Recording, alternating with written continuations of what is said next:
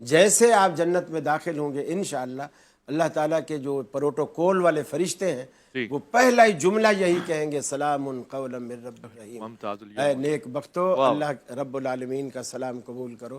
تو وہاں بھی سلام ہے، یا علی مدد وہاں بھی نہیں ہے، وہاں بھی سلام ہی ہے۔ تو اسی چیز کو فروغ دیں جو دنیا سے ہمیں جنت تک لے جائے اور وہی ہمیں وہاں سننے کو ملے انشاءاللہ۔ مفتی صاحب آپ بھی اس پہ اظہار خیال فرما دیں، اس کے علاوہ بھی کوئی اگر جملے ہیں، مثلا یہی جملہ نہیں خاص طور سے تاکہ کوئی ہٹ نہ ہو، مگر اس کے علاوہ اگر جملے کہہ رہے ہیں تہنیت میں یا اس کی تبریک میں تو منافی ہے؟ سلام تو جیسے ہم سب کا اتفاق ہے، وہ معروف ہے اور حدیث مبارکہ میں ہے اور اس میں کسی کا اختلاف نہیں۔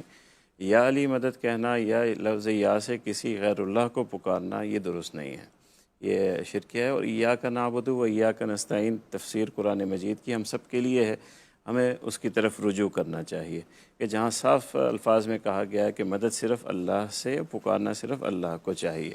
اب یہاں تک بات تو بالکل واضح ہو گئی، جس طرح کہ علامہ صاحب نے کہا کہ شرکیہ اس میں ہے، اس سے بری رہنا چاہیے، دور رہنا چاہیے۔ میں ایک اور بات کہوں گا کہ میں چاہوں گا کہ علامہ صاحب اس بات کو یوں کہتے کہ جب ہم سلام کر رہے ہیں کسی کو تو وہاں اپنے عقیدے کو ظاہر کرنے کی کیا ضرورت ہے، چونٹی بھرنے کی کیا ضرورت ہے؟ یہ تو ایک ماحول کے بھی خلاف ہے نا، کہ جب مثال کے طور پر کوئی بریلوی آئے اور وہ کہے یا رسول اللہ مجھے کہے تو وہ چونٹی بھر رہا ہے نا، سلام تو نہیں کر رہا مجھے۔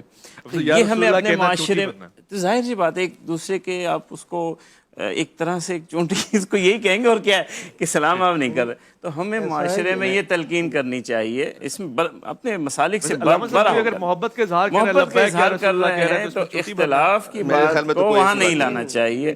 شہر علم عالم و اسرار خشک و تر، تو بادشاہ دی تو سلطان بحر و بر۔ میں آپ کی اجازت سے نعت پہ چلے جاؤں کہ موضوع کہیں اور نہ چلا جائے۔ غلط ہو گیا یہ کہ ہمیں تو پھر جواب کی اجازت ہی نہیں ملی، وہ تو پھر آپ سے ہی ہم نے شروع کیا تھا، وہ شروع کیا تھا تو پھر اس کے بعد جو بات ہے وہ رسپونڈ بھی تو ہو سکے نا، تو وہ تو پھر اب اپنا بیان کیجیے مختصر تھا۔ چلے مختصر، وہ جتنا ان کو وقت دیا آپ نے اتنا تو ہمیں دینا چاہیے تھا، آپ کو بہرحال نہیں دیا آپ نے اتنا وقت۔ گزارش یہ ہے کہ یہ شرک کے حوالے سے نہیں کہا جاتا، اللہ سبحانہ و تعالیٰ وحدہ لا شریک ہے، جو اللہ کو پکار رہے ہیں فقط وحدہ لا شریک واجب الوجود ہو، باقی سب اس کی مخلوق ہیں، پہلی بات۔ دوسرا یہ کہ یہ جو صاحب نے یوں کہا کہ سلام علیکم بما صبرتم فنعم عقبی الدار، جنت میں بھی جو ہے وہ سلام ہی ہوگا، تو یہ علی مدد تو وہاں ہے نہیں، تو پھر کہنے کی کیا ضرورت ہے؟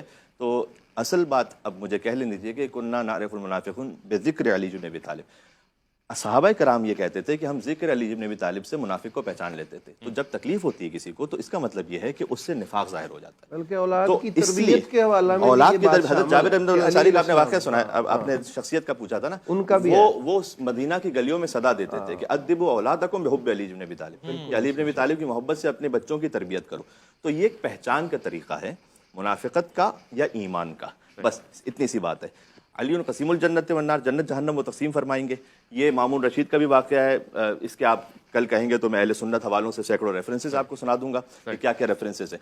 تو جانا آپ کو وہیں پہ اس محبت کی وجہ سے